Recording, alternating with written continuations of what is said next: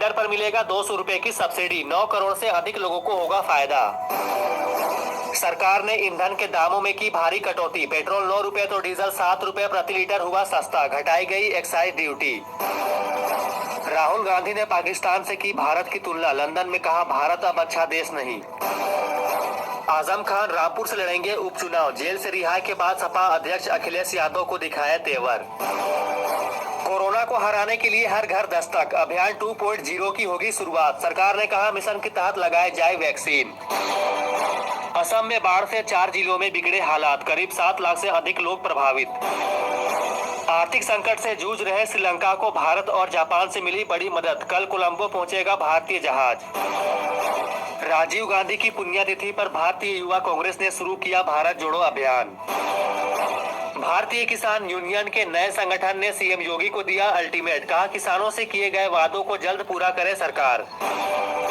कई देशों तक पहुंचा मंकी पॉक्स वायरस। डब्ल्यूएचओ ने दी मामले बढ़ने की चेतावनी। 10,000 से ज्यादा सैलरी पाने वाले के रद्द होंगे राशन कार्ड। सरकार ने दिए जांच के आदेश। भारत के बाद अब तालिबान सरकार ने भी गेहूं निर्यात पर लगाई पाबंदी। अनाज की कमी का दिया हवाला। पीएम मोदी ने मूक बधिर ओलंपिक टीम से की मुलाकात। कहा मैं इस चैंपियनों के साथ बातचीत कभी नहीं भूल सकता। महाराष्ट्र में सबसे निचले स्तर पर पहुंचा प्याज का दाम। 50 पैसे प्रति किलो में हो रहा कारोबार।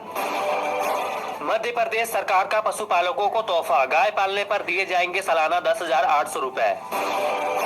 पीएम किसान से पहले छत्तीसगढ़ के किसानों को सौगात। खाते में ट्रांसफर हुए 1804 करोड़ रुपए। एयरटेल फिर देगा यूजर्स को झटका। महंगे होंगे प्रीपेड प्लान। सीओ ने किया कंफर्म। दुनिया भर में सर्दी जुकाम के वायरस ने बरपाया कहर। 1 साल में ली 1 लाख बच्चों की जान। स्टडी में हुआ खुलासा। असम अरुणाचल सीमा विवाद पर केंद्रीय गृह मंत्री अमित शाह बोले अगले साल तक इस मुद्दे का समाधान होने की उम्मीद। बिहार में 90% की सब्सिडी पर मिल रहा धान का बीज। बुकिंग के बाद होम डिलीवरी की भी सुविधा। 23 से 24 मई को पीएम मोदी का जापान दौरा की बैठक में लेंगे हिस्सा। बाइडेन और ऑस्ट्रेलिया पीएम से भी करेंगे मुलाकात। यूक्रेन को अमेरिकी मदद मिलना जारी। बाइडेन ने साइन किया $40 अरब का सहायता बिल। में भारत का सख्त संदेश। कहा किसी भी दबाव में नहीं झुकेगा हिंदुस्तान। कांग्रेस के प्रदर्शन पर केंद्रीय मंत्री स्मृति ईरानी ने बोला हमला। कहा लोकतंत्र के लिए नहीं गांधी परिवार की 2000 करोड़ की संपत्ति को बचाने की कोशिश। पीएम मोदी और सीएम ठाकरे आज मुंबई में दिखेंगे एक मंच पर। प्रधानमंत्री कर रहे हैं 1 दिन का महाराष्ट्र दौरा।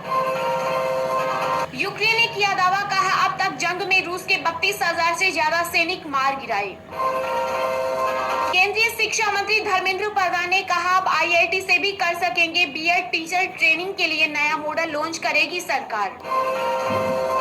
बैंक ऑफ बड़ौदा और यूनियन बैंक ऑफ इंडिया ने अपने ग्राहकों को दिया झटका। ब्याज दरों में किया 20 बेसिस पॉइंट तक का इजाफा।